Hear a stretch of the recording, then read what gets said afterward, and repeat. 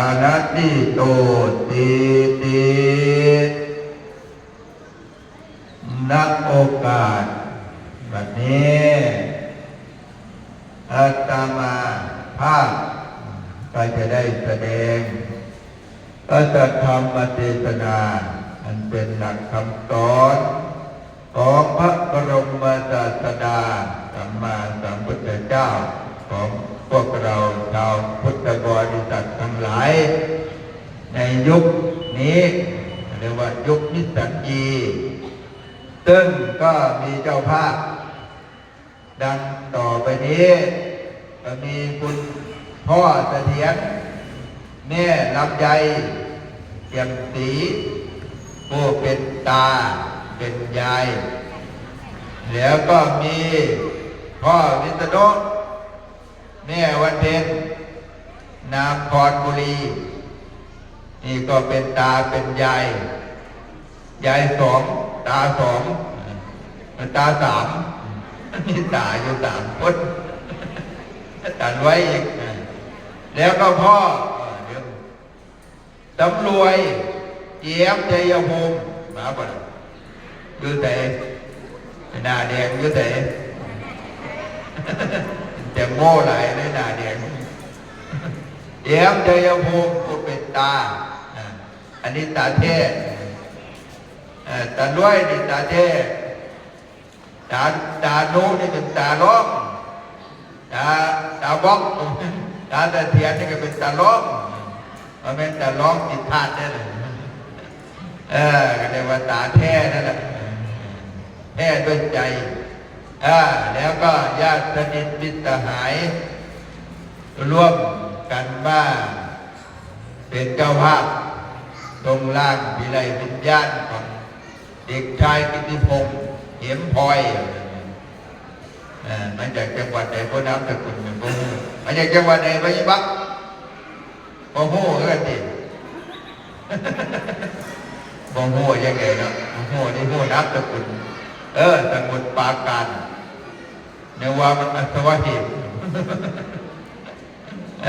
มาจากสมุทรตระกูลมาจากสมุทรปราการเด็กน้อยไทยได้ไหมเด็กน้อยไทย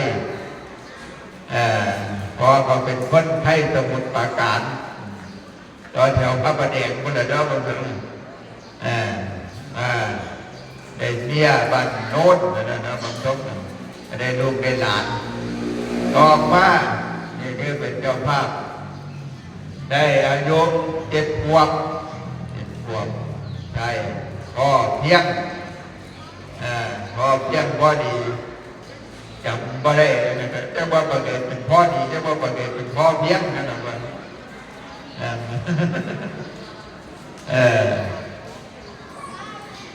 แล้วเกินไปด้านหลังก็ยังมัน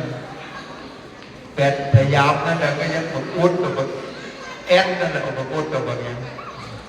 มาอุดกับบางก้อนหลวงพ่อหูจะว่าผู้ใดจะอุดเป็นก้อนของหูนะแต่ผมก็เกินนั่นอุดแต่ก้อนเดี๋ยวอาบเดี๋ยวเอ็มนั่นว่าหูมาผู้ใดเดี๋ยวอาบเดี๋ยวเอ็มบอลแล้วสนับผมก็เอิ้นไปซะได้ละสนับว่าเห็นทุกคนเพื่อกันแต่ว่าอย่างนี้อย่างคนไหนเจ้าคนไหนท้องอย่างนี้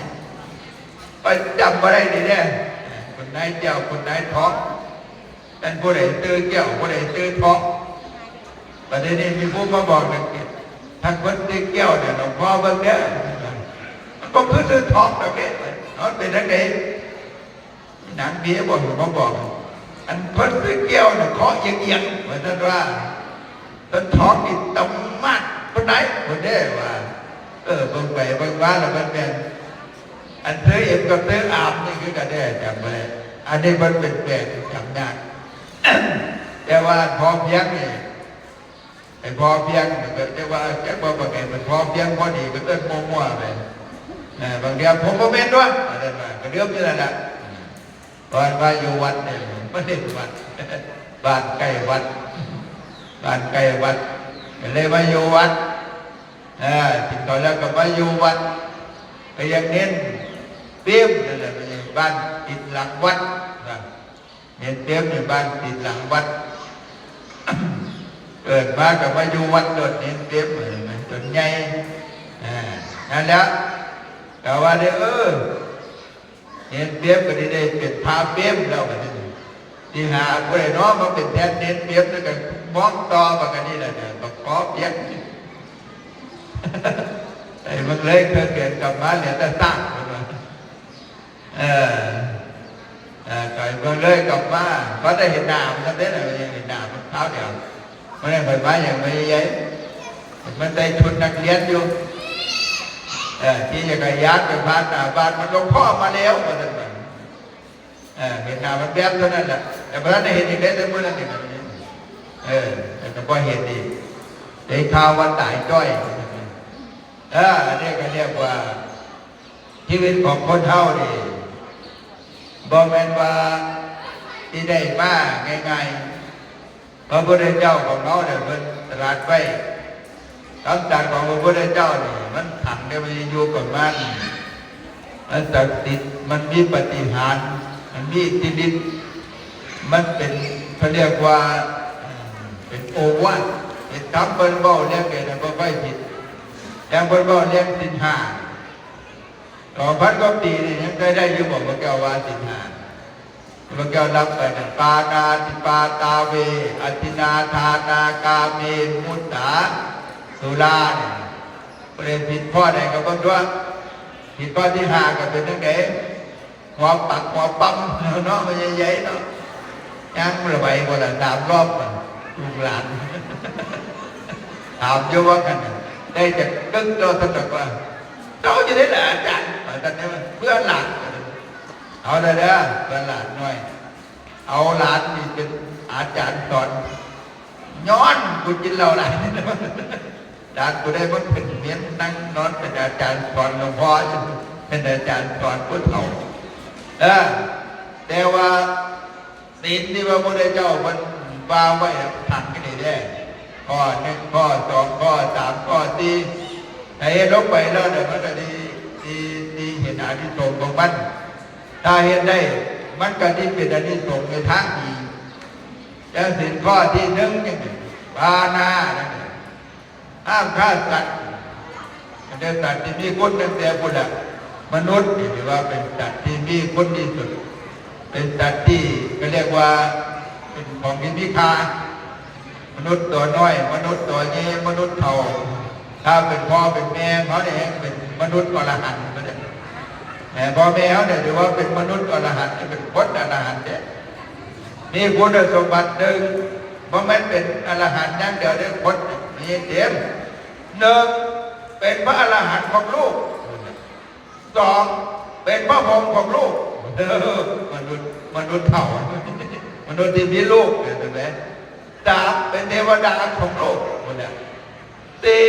โอ้เป็นอะไรนี่เป็นว่าสี่อย่างเป็นมนุษย์เป็นพระอรหันต์ของลูกเป็นเทวดาของลูกเป็นโอ้หลายอย่างมนุษย์เท่าเนี่ยมันจะมนุษย์เท่าป่ะคือว่าเขาเนี่ยแหละไม่ใช่60 ปี50 ปีนึงคนเท่าคนชราพระได้เงินเดือนแล้วว่าถ้าผู้ใดได้เงินเดือนหน่อยว่าจะของเท่าเด้อหัวที่ดำกระด้างหัวมันผู้ใดเงินเดือนแล้วแสดงว่าผู้เท่านั่นแหละก็เรียกว่ามนุษย์จะเป็นสิ่งที่มีค่าเนี่ยถ้าผู้ใดไปฆ่ากันนี้เนี่ยถ้าผู้ใดฆ่าพ่อฆ่าแม่เนี่ยก็เรียกว่าปิตุฆาตบ่ได้มรรคผลนิพพานเลยเด้บ่ได้มรรคผลนิพพานนี่ผู้ใดฆ่าพ่อฆ่าแม่หมายว่าบ่ต้องฆ่าแต่ว่าแกด่าพ่อด่าแม่บ่เลี้ยงพ่อบ่เลี้ยงแม่บ่เซ็ตตีบ่เซ็ตเหี่ยวให้ได้น้องดาวลาเบิ่งผู้เดียวให้ได้พี่สาวใหญ่เบิ่งผู้เดียวเจ้าของกับเบิ่งเจ้าผัวเจ้าลูกเนาะไอ้เจ็ดไอ้เบิ่งไม่ยี่ลอยบ่เจ้าถ้าพวกนี้ก็ไงก็ว่าพุทธสมบัตินี่เป็นรู้ธรรมะว่าฟังเทศกันนี่เป็นฟังเทศมันหลวงพ่อตรงต่อกันที่หัวแอหัวแอนอันนี้เป็นฟังเทศหลวงพ่อไหลกันที่เงี้ยวแจกไปจนได้พุทธบาททั้งหมดตอนมาฟังเทศไปโอ้ยอย่างวันบอกอย่างเจ้าอาวาสวันโน้นเดี๋ยวก็ลงไปเมียเดี๋ยวก็ขึ้นไปโบสถ์เดี๋ยวก็ไปปาต้าเดี๋ยวก็ไปเมืองเลยเดี๋ยวก็ไปแล้วตอนนี้จับอันไหนพอได้ฐานะที่ว่า นั่นแหละพ่อคนเรียกพ่อเรียกเมียพ่อคนดูแลพ่อดูแลเมียมันก็ฟังธรรมะมันเองก็เดียวเนี่ยก็เรียกว่า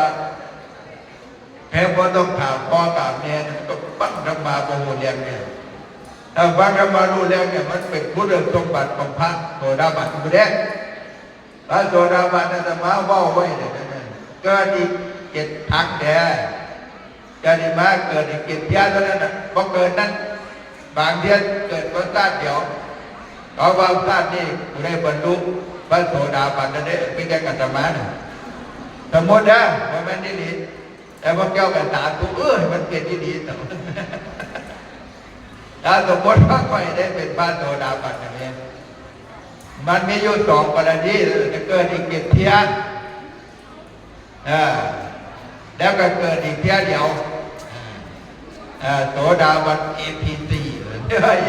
เอกพีก็มาเกิดอีกชาติเดียวแล้วก็ที่บรรลุเป็นพระตะกี้ท่าข้ามาข้ามีเป็นพระท่าข้ามีแล้วก็เป็นพระอรหันต์มาเกิดอีกเดี๋ยวบางอย่างก็จะเกิดอีก7 เที่ยนั่นไม่ใช่7 เที่ยเนี่ยคุณสมบัติข้อที่1เนี่ยบนว่าตีนข้อที่1เนี่ยถ้าคนใดเห็นได้แต่พอกาแม่พอตีแม่พอถิ่นแม่มันก็สามารถที่จะเข้าตัดการเวียนว่ายตายเกิดได้เพราะคนเราเนี่ยพอเป็นธรรมดาเนี่ยพอเป็นวันที่เกิดด้านเดียวตอนนี้เนี่ยตามที่ผู้รู้ทั้งหลายปราชญ์ทั้งหลายถือว่าพระพุทธเจ้าตัดไว้อย่างน้อยๆเนี่ยที่หมูจินมาเนี่ยเป็นแสนกับคนเดียวเป็นแสนกับแสนกับเนี่ยมันกับนึงมันโดนตั้งแต่วันเนี่ยมันกับอุปมาอุปไมยเนาะหลุมกว้าง16 โยชน์ลึก16 โยชน์ทิศเหนือทิศใต้แล้วก็ลงไปเนี่ย16 โยชน์16 โยชน์มันเป็นภาษาบาลีถ้าเป็นภาษาไทยก็คือยอดนั่นก็16 กิโลประเทศนี้16 กิโลก็ถ้าเอา16 กิโลนั่นร้อยยอดนึงอันนี้16 โยชน์พ้นไปรอบประเทศไหนพวกเจ้าวันนี้ลึกตั้งกรุงเทพพูดอะไรกันบ้างกว้างตั้งกรุงเทพพูดอะไรอย่างนี้ไปฮอดกรุงเทพกว้างเลิกลงไปอีกตั้งกรุงเทพพูดอะไร100 ปีนี่กลับนึงนี่น่ะ100 ปีที่นี้เทวดาเอาเม็ดข้าวสารเม็ดประกาศน้อยๆมาหยอดเม็ดเดียวอันนั้นกลับแล้วจนเต็มพูดอะไรโดดตัวพวกเจ้าว่าถ้าในทางลึกหมอเขาบอกอีกเอาทางสูงพระพุทธเจ้าว่าได้ไหมพอเป็นปล่อยวาได้ปล่อยก็ว่าทั้งคนนี่แหละว่าแต่ว่าเขาพอจะอุปมาได้สูง16 โยชน์ทิศเหนือทิศใต้อีกของกว้างของภูเขาเนี่ยสูง16 โยชน์พระเจ้าก็เห็นภูเขาสูงจากบ้านน้องห้องเทียบพอมีได้แต่ภูเขาที่ไปเล่นภูเขาอย่างมีมาไหลนี่กันถูกแก่หลายกัน100 กิโลแต่ละอันนี้สูงก็ละถ้า16 โยชน์กัน300-400 กิโลก็ละก็ถึงป่าเพราะมันเตี้ยป่าได้เครื่องบินนี่ก็บินย่างหลายเนี่ยไม่เกินความสูงไม่เกิน100 กิโลถ้าสูงกว่านั้นแต่พอนี้อากาศหายใจย่างหลายกันสูงแค่5-6 กิโลกับเครื่องบินไปได้เกินทำผลไปได้ไปเครื่องบินมันธรรมดาเลยอันนี้สูงแล้วก็100 ปีมนุษย์100 ปีเทวดา100 ปีมนุษย์เทวดานี่แหละอันนี้มีเทวดาเอา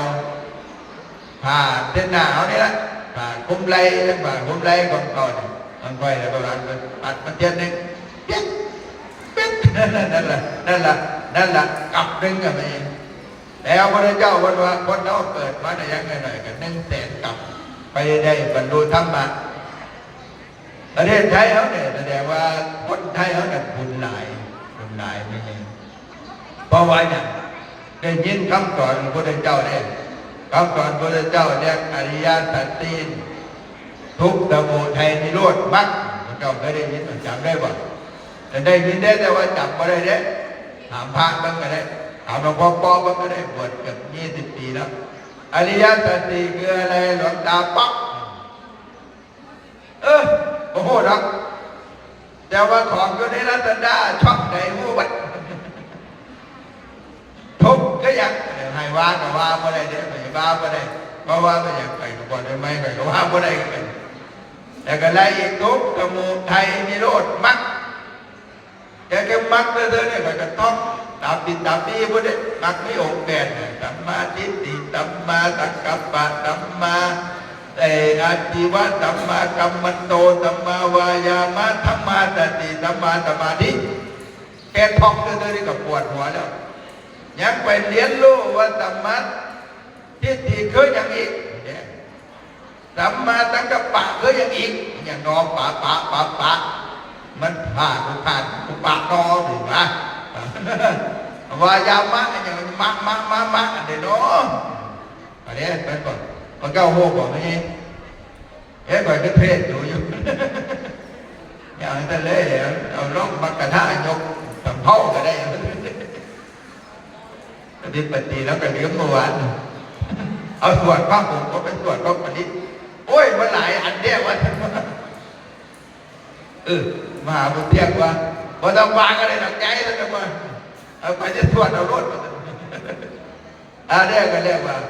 มันยากแค่ไหนมันยากไอ้ที่ยากยังนินทาเลยก็ได้ผมก็ท่องเลิศท่องอีกก็ตีนข้อที่นึกถึงเป็นว่าผู้ใดก็แล้วแต่เท่าเว้นได้กฏิบาคนหลายกันไล่ลงมาสร้างมาว่าค่อยหมูหมาเผ็ดไก่เอาแล้ววันนี้ไว้อย่างสัตว์นี่ก็เรียกว่าสัตว์ที่เป็นสัตว์เดรัจฉานนี่บ้านผู้รู้ทั้งหลายบอกว่าพวกนี้เขาไม่ใช่กรรมนะเขาขาดแกบอกให้ที่จริงพระพุทธเจ้ามันก็ให้ขาดแต่ใดก็ถือว่าไม่ใช่กรรมเพราะว่าพ้นทุกพ้นแต่พระพุทธเจ้าเกิดเป็นปัจทุกอย่างอาจเป็นสัตว์ใดอาจเป็นพระโพธิสัตว์ก็ได้อาจจะเป็นพระอรหันต์องค์ใดองค์หนึ่งก็ได้พลาดพังไปแต่เป็นตายแล้วไปเกิดเป็นหมูเป็นหมาเป็นเป็ดเป็นไก่มันว่าใจอาจจะได้เปิดเวทเปิดกรรมไปขามันหลายด้านนี่อยู่เลยก็จองเวทจองกรรมกันนะว่าแล้วหมูกับแมวกับหมู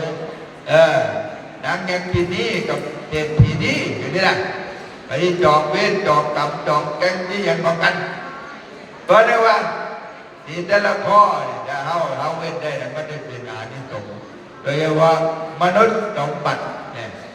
พอได้อัตภาพร่างกายมันเป็นมนุษย์เดี๋ยวโอ้มันก็เป็นที่ได้บ้างง่ายๆได้ไหมพระพุทธเจ้ามันว่าตัดไปสิ่งที่หาได้ยากมีอยู่4 อย่างเท่านั้นเองไม่ใช่ฟังเด้อ1การได้เกิดมาเป็นมนุษย์เกิดมาเป็นคนเนี่ยนะที่พบใดชาติใดภาษาใดที่คนบ่พิการที่กลุ่มพิการอะไรก็แล้วแต่ขอได้เกิดมาเป็นคนมันหาได้ยากเลย2การดำรงชีวิตให้อยู่ได้จนครบอายุไข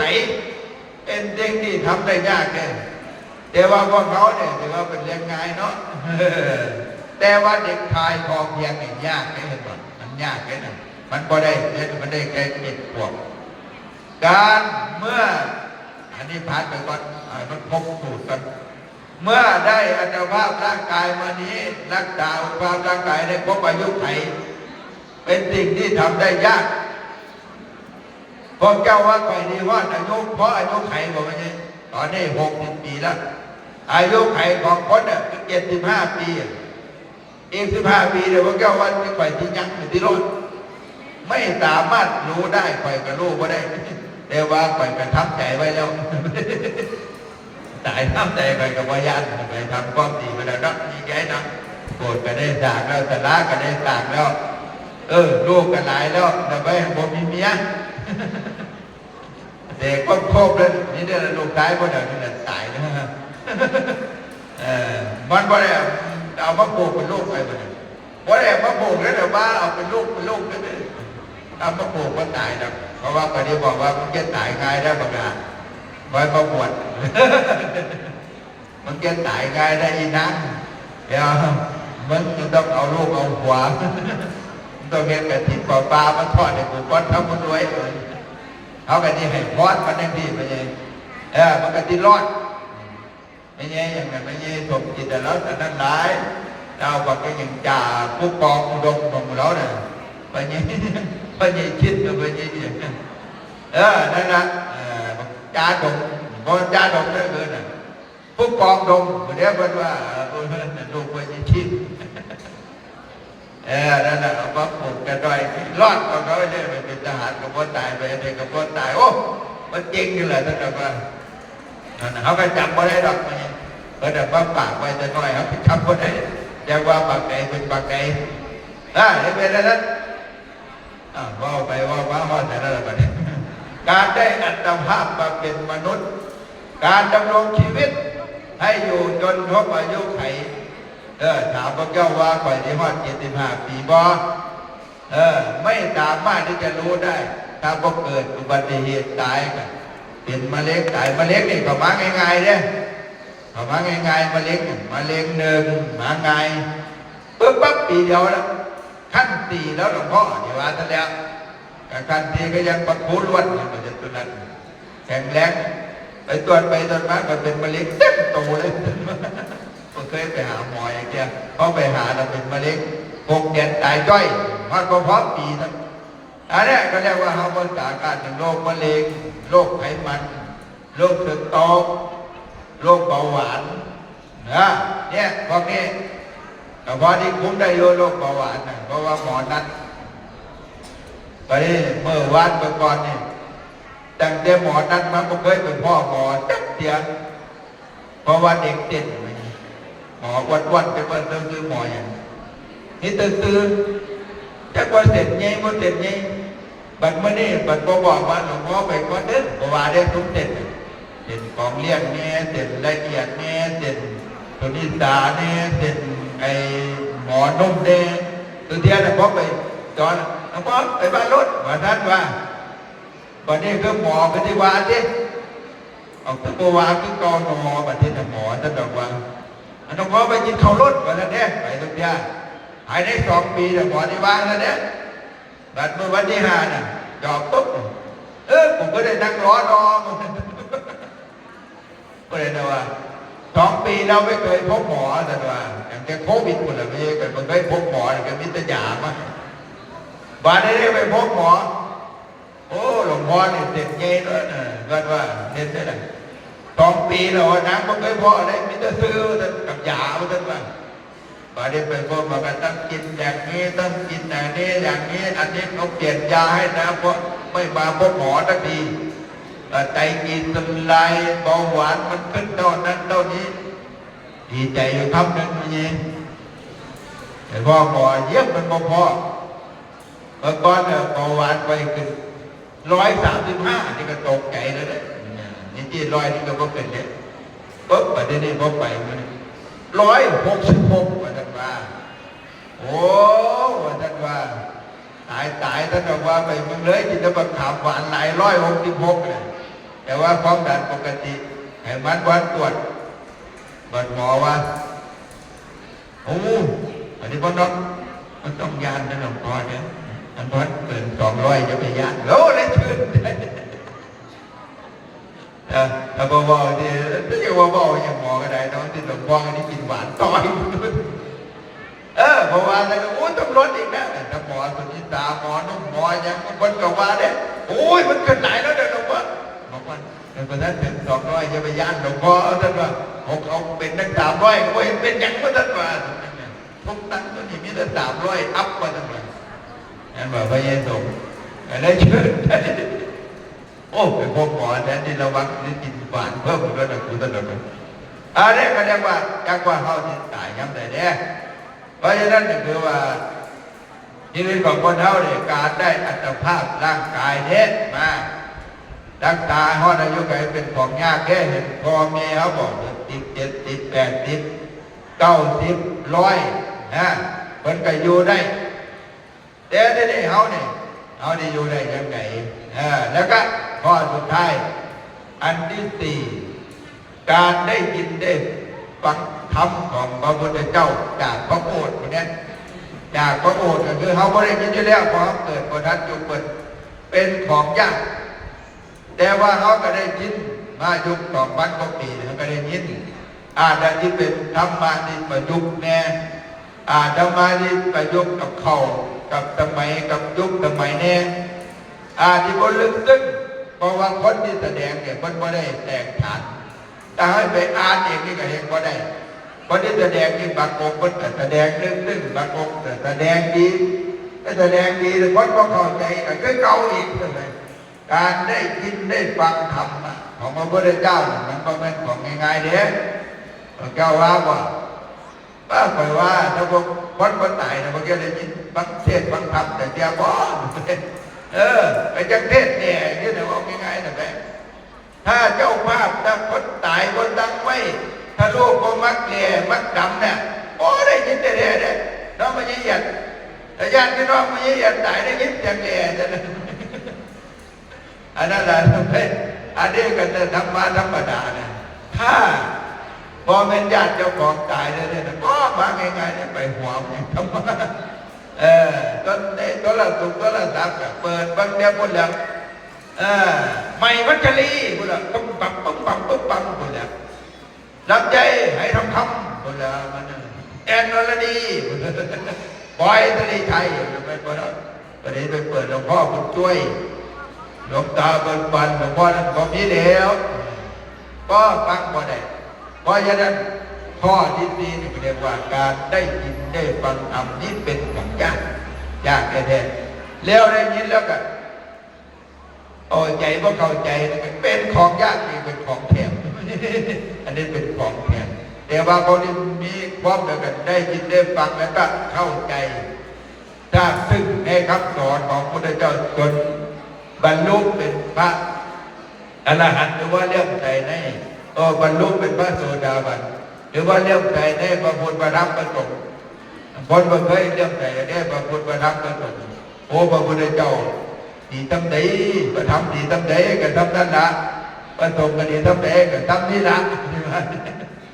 พระสงฆ์ก็เน้นก็ดีทำใดก็ดีทำเน้นเปรียบเน้นปามนี่ละเลยเนี่ยเมื่อวานนี่หลวงปู่ว่าเป็นเจ้าบ้านเกิดอันเป็นในละเน้นแต่ดอกคูมาใบเพิ่งเงินอยู่ได้หรือว่าแต่เน้นเต็มมาเน้นโตนะอันคนโค้ไปถวายซ้อมเพิ่นได้ก็ถวายผมว่าผมมีโรงเรียนมาเมื่อวานนี่มาได้ซ้อมว่ามันนั่นโค้สั่งกว่าท่านบอกว่า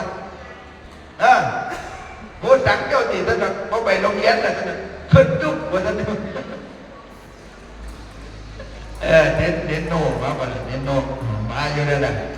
แห้งแหลกแห้งได้ชุดดำมาท่านเอาลูกติดหลวงพ่อปัดนะท่านพระโคเทียงกับวัดท่องเดชประวัติเน้นน้อยตรงนี้มันได้แต่ท่านว่าเป็นเน้นทุดงมันได้แต่ท่านว่าเน้นบ้านนี้แหละท่านว่ามันลงผู้ใดมันก็ได้สีนั้นว่าตามมาเจ้าคณะตำบลเปิดตัวปวดกับผู้ใดผู้ใดซอยผู้ใดก็ให้ได้สีนั้นมันอ่านหนังสือว่าออกกันแล้วก็เดี๋ยวมันไปเรียนเนี่ยไปอย่ามันไปพายยามไปไฟท่านว่าไปผู้ใดมันไปเรียนมหาเนี่ยท่านพอตรงไปแล้วก็ประสบความสำเร็จ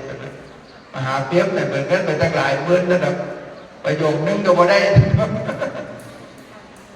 มหาเพียบก็เลยที่เอาเป็นพระกรรมฐานเอาเป็นเน้นกรรมฐานไปแต่ที่เอาไปน้ำนั่นแหละว่าเนี่ยก็ได้ว่าต้องไปได้เนี่ยโน่ได้นั่นแหละไปกับพระเถรกับพระยี่หลอดก็เก่านั่นแหละพระยี่หลอดพระโน่จะได้ว่าหลานหวดอันนี้เน้นกับมาทวงหาบนเที่ยงกับมาทวงก็เคยได้สีนั่นแล้วผมมองไปด้วยท่านบอกว่าไปบอกแล้วผมก็ไปบวชวัดโยเลยได้เดี๋ยวพอเที่ยงเที่ยงผมไปเลี้ยงมาแล้วเน้นปากกันเน้นเปียกกันบวชจะไปเลี้ยงมหาบุตรพอนี้โรงเรียนก็บรรจบมันก็ต้องมาอยู่น้ำไฟทุกบ้านนั่นถือว่ามาอยู่น้ำไฟตัวบ้านนอกก็ไปยุ่งใส่กับไปนั่นแล้วอันนี้ก็เรียกว่าการได้ฟังเทศน์ฟังธรรมของพระพุทธเจ้าแล้วก็เข้าใจบรรลุธรรมะว่าเป็นของที่หาได้ยากปล่อยว่ามันหาได้ยากที่ฟังมันก็หาได้ยากอีกทีนึงพอเป็นว่าที่ฟังก็ที่เข้าใจเขาก็คือกันธรรมะก็กันเนี่ยพอเป็นว่าบวชปั๊บที่ฟังเทศน์เข้าใจไปฟัง ม้วนยังเดี๋ยวคือหลวงพ่อนี่ก่อนนั่นน่ะไม่ใช่ไปบักเสียงแล้วนี่ก่อนอย่างนี่ก่อนนั่นน่ะไปเสียงดีจนหลวงพ่อเงียบด่าไปท่านมองท่านว่าทำไมไปฟังพระเทศเสียงเหมือนหมอลำอย่างนี้เอาเป็นเสียงดีหลวงพ่อท่านว่าอะไรก็เลยสมัยก่อนบวชเสียงไปก็ดีไปมีเงินเท่าใดบัตรกาบัตรกุลได้เท่าใดไปเจอละคันถวายเนี่ยทุกวันแม่มันไปเบิ่งอย่างนี้แต่ละคันหน่อยได้ไม่ใช่ติดแต่ไม่ก่อนไปอย่างเสียงดังแถมนี้อีกคือคนมาไว้โอ้มันบ่ดังดีเสียงมาเจ้าต้องไปซื้อเครื่องขยายเสียงไปก็ไปซื้อเครื่องขยายเสียงไงวันนั้นวันนี้ถ้าขยายเสียงว่าดังเขาต้องไปซื้อฮอตมันแต่ไม่ก่อนมันมีตู้ไปถวายวัดไม่ใช่วัดนั่นวัดนี่ก็ได้เสียงก็นี่แหละเพราะว่าตอนนั้นมันว่าเงินหลวงพ่อนี่ก่อนแล้วก็เสียงดีแล้วท่านอะไรก็ได้เนี่ยฟังเป็นพระนาฏเป็นยังตอนนี้ทำโม่ยังไงก็ไปรักก็คอยเลี้ยนลู่เข้าใจฟังนิดฟังหน่อยคนนั้นตุกบูนี่ตายขนาดคนประเทศตอนนั้นก็ได้ตายเนาะผัวไม่ยี่วันเนาะนี่น่ะตายต้องคอยเยี่ยมบังคับไปมองไปฟังประเทศปุจฉาไปอยู่ข้างวัดเนี่ยว่าท่านว่าโอ้บอฟังกับโอ้โหเลี้ยงกับหลวงพ่อท่านว่าเถียงหลวงพ่อเยี่ยมดิก็ได้ก็ตายมันพอมันยี่เดียบหลวงพ่อมันยี่ร้อยประเทศปุจฉากันจะก็หลวงพ่อเนี่ยเรามาจากพระหนังกันเนี่ยเจ้าต้องไปฟังพระบวชในก็ยังหลวงพี่มากบอฟังก็โหเลี้ยงพอไปได้เป็นยังบอมักน้ำมันถ้าไปก็ได้เป็นพระเทศปุจฉาด้วยนะไปเล่นพระบวชไม่มาแต่มาก็ได้ไปปฏิบัติธรรมยังหลวงพี่มากไปพอมีหน้าที่เรียกว่าได้เป็นฟังเทศหน้าที่ขับรถเป็นพระพาไปหลวงพี่มากไม่ต้องไปยังเจ้ามีหน้าที่ขับรถพอเจ้าก็ขับรถเองเจ้าอาวาสเจ้าก็ขับรถเองหลวงพี่เป็นหัวหน้าถึงไหนถึงกันนี่หน้าที่ขับรถได้เรื่องที่บังคับมาพอเป็นยังนี่หน้าที่เท่านั้นเดี๋ยวก็ซึมซับไปหน่อยเดี๋ยวเป็นม้ากันตะกะแล้วก็เป็นนายฐานะโยกับพระพุทธเจ้าดูเดี๋ยวก็บรรลุธรรมะเราทุกคนเนี่ยเนี่ยก็เรียกว่าการได้ยินได้ฟังธรรมเป็นของยากแต่ว่าก็นั่นก็คือว่าการได้อัตภาพร่างกายมาเป็นมนุษย์เนี่ยมันเป็นการได้ดำรงชีวิตไอ้เมียโยฮอนอายุไทยมันเป็นของยากยังเด็กไทยพ่อเพียงเนี่ยรับมอกมาได้7 ขวบเนี่ย7 ขวบแต่ว่าภายใน7 ขวบเนี่ยตอนทำมาอยู่วันเนี่ยตอนในยุคเที่ยงเป็นคนไหนก็โมโหนะแต่พอมาดูวันถึงน้อยคนนี้เนี่ยเข้าตาไว้นะว่าเรามวนรู้จักเนี่ยรู้จักทำคู่แล้วก็ต้องบอกเขาทำเองคนอันนี้มีบุญอย่างหนึ่งก็มีบุญอย่างบางคนอายุ60 70นี่แล้วพอบอกเขาเห็นหรอกแกบ่ได้โอ้ยจากพวกแต่ว่าไอ้นี่นี่แต่ว่าแล้วพ่อผมจะนวดนะครับไม่เอาตังค์ก็ได้นะครับหลวงพ่อคนละแล้วก็ต้นไม้มันเหี่ยวหมดแล้วเนี่ยผมจะรดน้ำมันนั่นหลวงพ่อคนละโอ้พาโรงวัดปู่ก็บอกว่าอย่างที่น้อท่านบอกว่ารอได้คำสั่งเจ้าอาวาสพอเห็นเดี๋ยวเจ้าอาวาสก็สั่งแต่ไปเห็นเดี๋ยวเจ้าอาวาสที่ไล่ออกจากวัดหลวงพ่อใบไม้มันเยอะเต็มแล้วเนี่ยผมจะกลัวได้ไหมหลวงพ่อคนเนี้ยเพราะอย่าไปละการตกคนนั้นตกคนนี้เห็นตอนนั้นตกคนไหนว่ามันเป็นดีหลวงพ่ออยู่วัดนั่นคนไหนไม่ใช่บินไม่ใช่อย่างไม่ใช่ได้อกกันเลยตกอยู่แล้วเนาะไอ้นี่คนไหนนอนจ้องตามันต่างรอมันดีนะมันเสิร์ฟของมันเองเนี่ยก็เรียกว่าเขาเรียกพวกนี้มันก็มีบุญอย่างหนึ่งเนี่ยพอมีบุญอย่างหนึ่งแต่ว่าบาปมันก็ดีมาตัดร้อนหรือว่าบุญมันที่หลายไม่ใช่ใช่มันอาจจะบุญหลายก็ได้พอโอกาสไม่ก็นะอายุไปลำบากกว่านี้อีกใหญ่ขึ้นก็ได้หาเงินมาซื้อ เราให้ย้ายกินเนี่ยโอ้ยก่อนเอาไว้ลำบากจังหาเรียกทีอีกบางกันนี่ก็เห็นแก่ตัวเฮ้ยโยไปมันก็ตีเขามันหนีไว้โยใกล้ดอกว่ามันก็ดอกว่าเงินเท่าไหร่ทีก็มันเอาไปเบิ้ลเกิดไปเกิดมาเทวดาเดือดร้อนเอาไปเกิดของใบก็ได้เอาไปเกิดของใบแต่ว่ามันฉลาดเนี่ยฉลาดในการแยกตัวนั่นน่ะนี่โอ้ยอยู่กับตากับยายสองคนนี่มันคอยบอกเป็นเปิดอย่างนี้เจ้าให้พวกไหนระวังสองคนกับพ่อดีกับพ่อแก่ที่กับเขาบอกแก่บอกมาตื่นสวยก็ให้ผู้ใดไม่ใหญ่บักน้อยบักไงเตี้ยบักไงดินี่ว่าบักน้อยมันก็จะควักเยอะแล้วดอกบักน้อยเนี่ยมันจะควักจะได้แต่ให้บักไอ้ดิเขาไม่ให้บักน้องมันก็จะควักเยอะแต่ว่ามันมาวัดมันก็เป็นลูกน้องไปก็จะควักเยอะแต่ว่านั่นแหละหมายมันปั้นมือมันเดียวมันเห็นคนพยายามจะไปโชว์ก็ยังเขาเอาดินเลี้ยงไปแต่ไปปัจจุบันนี้เขาก็ถามเนี่ยอันบักน้อยตัวดำขี้ลีได้ชุดขาวไปเป็นบอสแต่โอ้ก็ได้แล้วก็จะเป็นมหาแล้วที่แรกว่าจะเป็นมหาตอนนี้ไม่ได้เป็นมหาแล้วที่ได้เป็นพระโอ้ยังโยยังติเราพ่อเลยยังโยได้แล้วตอนนี้ก็กำลังหาตัวไปแทนก็ได้ตอนนี้ได้เอานิดโอโลโน่จะไปแทนแน่ก็ได้ว่าเขาอายุน้อยแต่ว่าเขาจะคว้ากันได้ว่าผมสอนดูบางคนนี่ผมจะคว้ากันได้ดังแก้เป็นยังเพราะว่าได้ว่าผู้ใดมาวัดที่ไหนเห็นนักเที่ยวกันมั้ยเที่ยวเนี่ยตัวก่อนไปเกิดอย่างพวกนักจะได้อยู่เนี่ยแต่มันกระตัดยูก็รู้จักคว้าเอามาโม่จากวันนั้นดิแต่เราก็กระตัดยูมันจะคว้าไปเห็นมันในงานมันไปนั่นไปนี่ก็ต้องนั่นไปดิบ่ได้ได้ประเด็นนั้นไม่ยยอมบ้างเลยบ่ได้แล้วก็ไปเป็นลูกหลานไปที่เอ็มว่าท่านได้มีลูกเขาอยากได้ลูกเอาไปยินดีอยากได้อีกคนแต่ยินดีวันมีลูกคนนั้นว่าเอาไปเป็นหลานไปโอ้โหมีแต่แม่เด็ดอีกไม่ยินรถแต่นั้นก็มาเลยนะเอาไปเป็นหลานไปยินแม่มันก็ท่านได้มีลูกเลยว่าแล้วบอกว่ามันแล้วจะผุดมันไปเด็กน้อยนี่ถ้าจนมากเอาตายแล้วก็ไงที่ไปเกิดแต่ยังเน้นเรียกนี่แหละนี่ยนว่ามันว่าตอนน้อยมันว่าผมเป็นหลวงพ่อเยี่ยมมาเกิดด้วยนั่นว่ายังไงนี่เราไม่ใช่ไปจำไม่ได้หรอกแม่ไปเบ้าปักไปเกิดสองเที่ยวเราไม่ใช่เกิดที่แรกเป็นลูกหลอดพอมาแก้ตัวใหม่มาทหารมาพอเบาได้ลูกแม่นั่นเด็กคนนึงแบบนี้เป็นตายแล้วก็เกิดไม่เนี่ยมันมาแบบนี้เราไม่ได้บวชเราไม่ปล่อยย้อมแบบหัวเนี่ยมาเขาบอกเดี๋ยวว่าคนบ่อยฟังเลยแต่ว่าจำไม่ได้แต่ก็ยัง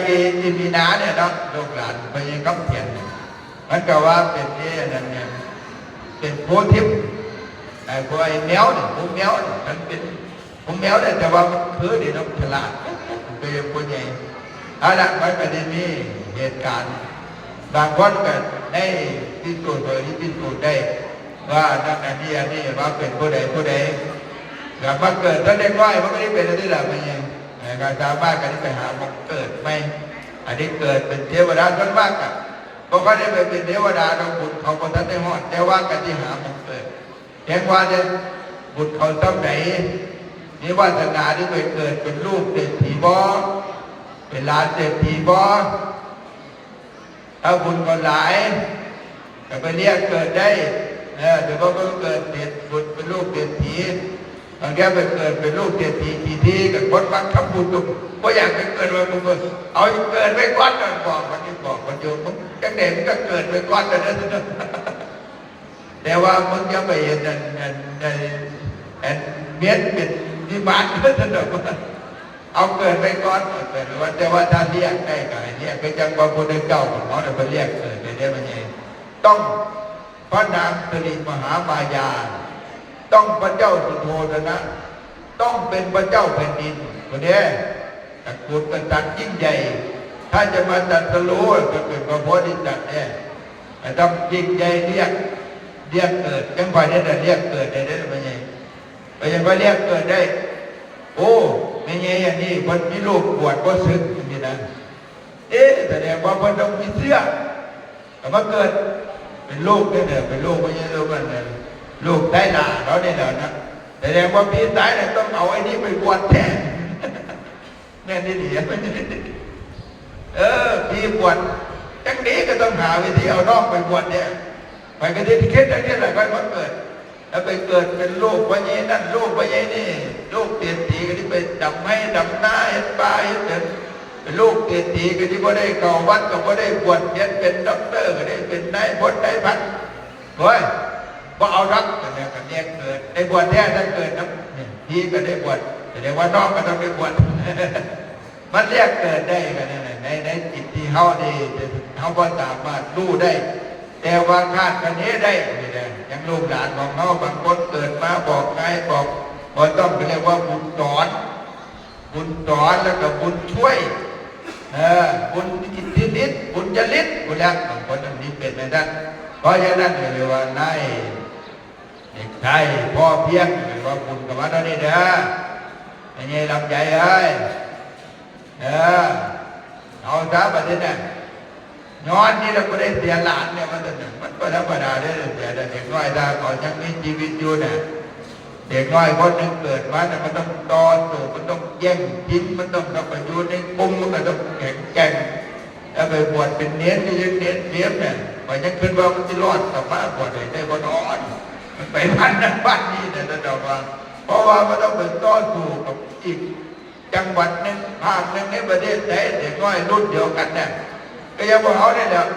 ตอนนี้ได้มันเกิดเป็นไม่ใช่นั่นไม่ใช่นี่ตึกเปิงคนตายเนี่ยเป็นล้านโตก็ได้เอาเป็นโตเดียวเน้น10 ล้านโตนั่นแหละของคนลูกเมียถ้าเป็นผู้หญิงพวกเจ้าเนี่ยเจ๊งของคนตายญาติคนตายเกิดปั๊บนี่แต่ผู้หญิงในประเทศไทยมันเจ๊งด้วยตัวแม่เนาะแต่ว่าคนตายแล้วที่เกิดกับธรรมดาเนี่ยเก่งกว่าผู้หญิงเนี่ยในบรรดา10 ล้านโตเนี่ยเอาบนโลกไปเอาไปปักในบนโลกของแม่เนี่ยแล้วกับพ่อแม่ว่าที่มันเมื่อเดี๋ยวนี้ตัวเมื่อเนี่ยพ่อกับแม่เขาก็ธรรมดาเนี่ยนุ่มๆเมื่อเดี๋ยวจากล้านโตเป็นพันล้านโตก็แล้วเขาชนะเขาอย่างเขาได้มาเกิด2 คนจ้อยได้มาเกิด2 คนจ้อยเนี่ยเดี๋ยวว่าเขาจริงในชีวิตคนเขาแหละคือเขาต้องต่อสู้ระดับใดก็ละเด็กน้อยก็ดีนั่นก็ดีเพื่อที่วอดจุดหมายปลายทางเพื่ออายุไขเด็กชายพ่อเบี้ยเนี่ยคือว่าได้มาได้แบบคนมาเนี่ยเขาอธิบายตั้งหลักไปเขาท่องเขาผิดเห็นมองนะเพราะเป็นลูกหลวงพ่อปันเอาไม่แล้วนะแต่ถ้ามาลูกหลวงพ่อปันเนี่ยเมียพวกนี้ตายแล้วนะไปหาเกิดน้ำบ่ได้ก็ได้เลยแต่ว่าไปมาหาหลวงพ่อไม่แต่แบบว่าแต่เพราะฉะนั้นเนี่ยถือว่าเขาแบบเลี้ยงออกมาได้ทำนี่เพราะเป็นยังความผิดพลาดนิดๆน้อยๆก็ทำให้ชีวิตของคนเรามันพลาดไปได้มันก็เอาขึ้นไปได้เอาก็เป็นพ่อเป็นแม่เป็นญาติพี่น้องมาก็ทำคุณงามความดีทำคุณโดนไปร้านมันดินโดนบุญกับมันแต่ว่าในหลักการแล้วมันกับพระท่านโดนดับมันก็ต้องเกิดตามเหตุตามปัจจัยเพราะว่าเขาก็ได้ต่างบาปเป็นอย่างไรเนี่ยตาเขาก็ไม่ได้เป็นขารักเขาก็ไม่ได้รักมันมักรักมันรักนะเนาะเป็นมักผู้ดาวกับมักพระท่านเป็นอันนี้ตัวเป็นแน่อันนี้ตัวเป็นแน่เราเป็นฉันกินเราเป็นบ่อไม่ใหญ่เนี่ยมันประกอบกับอย่างน้อยนี่ย้ายบอกว่ามันเจ๊งเดิมแล้วแต่ย้ายมันกินเดิมมันก็กินน้ำอันนี้เป็นเรื่องว่ากินของเขากับบริสุทธิ์ต้นทางเขาจะได้แลกนิดน้อยๆในของนี้แต่ซอยเป็นกินอาสาจะน้อยบอกมันจะเป็นเห็นพระเยซูเห็นแต่มันจะเป็นกับพระเยซูเนี่ยสอนผมหน่อยจะทำเป็นว่าได้โอ้ไม่ได้น้อยเนี่ยมันจะป๊อปแต่ว่ากูจะไปหาป๊อปจะไหวจะกูอยู่ ท้องน้ำมันจะว่ามันโหยจะว่ามันเป็นจิตอาสาแต่น้อยคนเนี่ยนั่นเขาจิตของเขาตรงนี้แหละที่เป็นเหตุเป็นปัจจัยเมื่อเขาจากโลกนี้ไปแล้วเนี่ยที่เป็นตัวภพที่ดีก็ทุกติภพทุกติภพเนี่ยคือมนุษย์สมบัติตะวันสมบัติเนี่ยที่สองภพนี่แหละจะเป็นภพเป็นอรหันต์นี่คือที่พอได้แต่เพราะว่ามันต้องฟังธรรมะมันต้องฝึกนั่งสมาธิมันต้องเขาเรียกว่ามีสติพอสมควรแต่ว่าก็ได้แค่สวรรค์สมบัติมนุษย์สมบัติอย่างนี้แหละมันก็ที่ไปเวียนว่ายตายเกิดก็ยังเขาเนี่ยแหละเราทำดีแบบเวียนว่ายตายเกิดเป็นเศรษฐีเนี่ยเป็นคนจนเนี่ยเกิดชาติไหนเป็นเศรษฐีประมาทแต่มาเกิดเป็นคนจนเกิดคนจนชาติไหนพูดถึงว่ากูคือจนแท้ทั้งบุญทั้งเมาเกิดชาติหน้ากันไว้ไม่ยุ่งอย่างนี้แล้วเกิดชาตินี้กูคือขี่ไล่ไผ่ปีเนี่ยยึดอันนี้กูที่รักษาศีลเนี่ยดีๆก่อนนะ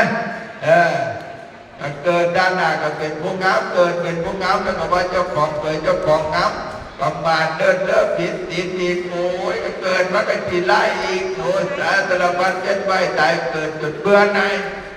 นี่บรรดาสงสารในการเกิดการแท้การเก็บการตายนี่นะการที่เข้าสู่บางผลนิพพานนี่เพราะได้พอวันใดกับวันหนึ่งเพราะฉะนั้นก็ขอแสดงความเสียใจนับผู้เป็นญาติผู้เป็นพ่อใหญ่แม่ใหญ่แล้วก็ผู้บาอาจารย์เป็นเสียลูกศิษย์ลูกหาไปจะได้ว่าเป็นบุคลากรเพราะว่าเด็กน้อยคนหนึ่งเนี่ยถ้าก่อนยังมีชีวิตอยู่เนี่ยก็ว่าสามารถที่ได้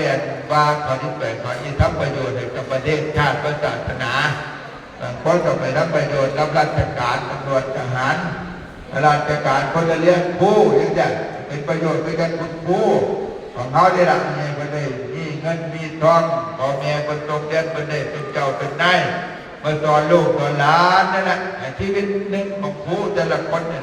หรือว่าถ้าคนใดชีวิตหนึ่งก็ยังลูกเต้าเขาไปเป็นข้าราชการไปเป็นตำรวจทหารเนี่ยไปทำประโยชน์ให้กับประเทศชาติหรือว่าบางคนไปเป็นนักธุรกิจไปเป็นผู้มีบ้านไปเป็นกำนันการทำประโยชน์ในส่วนนั้นที่ไปเห็นเบิดทั่วประเทศผู้ใดได้เขาเป็นนายกเขาเห็นแต่ว่าในชุมชนหนึ่งเท่านั้นเองให้มันดีที่สุดในหลวงมันก็พอใจนะหรือว่าถ้าบุญมาวาสนาจงมีชีวิตอยู่ได้ชีวิตคนที่เขารักษาได้เนี่ยเกิดไปเป็นนิสัตาในด้านศาสนาการที่ไปบวชเรียนเสียงอันเนี่ยเป็นเจ้าคณะเจ้าอาวาสเจ้าคณะตำบลพระมีปัตตานาจารย์เจ้าคณะอำเภอเป็นเจ้าของบางคนเป็นว่าสมเด็จบางคนเป็นว่าสังฆราชเหมือนกันเป็นชีวิตน้อยที่รักษาไว้เพราะฉะนั้นเรามีลูกมีหลานนะกันพยายามดูแลกันดีๆนะบางทียังมีลูกมีหลานเลี้ยงลูกเลี้ยงหลานเลี้ยงไงดีๆแต่ประมาทนี่แหละประมาทพลาดพังเลยมันก็เป็นอะไรที่ละมีอ้อมเราดีนี่นั่นโยนดึงประสบการณ์ชีวิตลูกโซโต้โซเตอร์อย่างนั้นนั่นแหละแต่ว่าเขาคนรุ่นหลังนั้นเบิ้งอันนี้ถือเพราะว่าเด็กน้อยนี่เขายังบ่ได้บรรลุวิถีภาวะต้องอาศัยที่เพิ่งที่ซอยสองน้องซอยเดินเหมือนต้องเพิ่งพากันเนี่ยก็เรียกว่าเลี้ยงน้องพ่อเรื่องมันก็ยังแบบพ่อซอยนี่แหละบางคนว่าพี่กูเนี่ยก็ดีพี่เนี่ยต้องเลี้ยงน้องเนี่ยยังไม่ยันหังเนี่ยไม่ยันโตเลี้ยงเนี่ยเลี้ยงหนุ่มพ่อเลี้ยงพ่อยี่ครับเนี่ยมันก็โหจากว่าเขาเลี้ยงลูกชิคอมันเนี่ยว่าเรียกว่าเด็กดีเต้ายันปากมันตายแล้วเนี่ยมันแย่กันมาแล้วมันบ้าเต้าก็ดีว่าเนี่ยแต่เนี่ยทุ่มน้องทุ่มพี่เพราะฉะนั้นพี่ทุกคนเนี่ยนี่คือกันเปิดเนี่ยเพราะเรียกว่าพอพี่เนี่ยคือพอคนที่สองเพราะว่าถ้าพ่อแม่ยากมึงเบิ่งน้องดีๆนะบังกาแต่ว่าไปก็บ่เคยมีน้องหรอกเนาะแต่ว่าพี่ไปพ่อก็ที่ว่าให้แม่ว่ามึงเบิ่งน้องมึงดีๆนะเนี่ยบ่ได้ตั้งพี่ไว้ก็ยังดีด้วยเนาะถ้าบางคนบ่รับผิดชอบก็เบิ่งเนาะแต่มันได้เป็นจังได๋นะดังนั้นพี่ชายก็ดีพี่สาวก็ดีถ้าบางคนยังมันยากยังที่หลังมันยากแค่บางอย่างบางเดียวกันต้องให้น้องดูแลไอ้พี่ดูแลน้องดีๆแล้วพลาดพังมามันก็ที่เป็นอย่างนี้แหละ เพราะฉะนั้นที่เขารอดมาได้เนี่ยต้องขอบคุณพี่เนี่ยคนเห็นพี่ไปกราบพี่ได้ไม่เงี้ยจ้องจะไปกราบไม่เงี้ยอย่างไรไม่เงี้ยอย่างพี่ตายไม่เงี้ยตรงเนี่ยทีเดียวคนเห็นพี่อ่ะมันมาธรรมดาเนี่ยไปดูถูกคนได้เนี่ยไม่เงี้ยเหรียญแล้วเงินกราบจะต้มนั่นแหละพี่คนจะตองนั่นแหละต้มนั่นแหละเดี๋ยวถ้าเป็นผู้หญิงมันต้องถอนลงแต่ว่าต้นมากคนน้อยเนี่ยที่บอกไว้กันลงบอกหาเทียงโยไอ้เงี้ยเลี้ยงกันเลี้ยงกันอะไรจะทิมเราได้ถ้าเลี้ยงคนอื่นจะคนอื่นมาบวชเป็นพระเนี่ยปล่อยตกน้ำตายไปมาขอเพียงแล้วแต่ว่าบอกว่าที่คุณเป็นนะครับบอกคุยกันมึงขลุ่มดีดาวนี่เลยนะไอ้เกียรติจังดีดาวเนี่ยมึงเรียกน้องดีๆนะเลยอย่างไรไอ้ไม้ไอ้น้องมึงไปตกน้ำตายนะเป็นตาบาปพูดเป็นเหลี่ยมน้องหลวงพ่อเนี่ยเรียกว่าพี่ชายพี่สาวจะเป็นคนตายแต่ว่าพ่อคนที่สองถ้าเป็นคนนี้กับแม่คนที่สองคนนี้เอาที่เป็นตัวอย่างเนี่ยคอยกับตกตัวอย่างเนี่ยผมก็เห็นตัวอย่างว่าพี่เนี่ยดีตั้งแต่เมื่อได้โอกาสได้โอกาสถ้าผมมีพี่เขาก็รอดกันนี่ดอก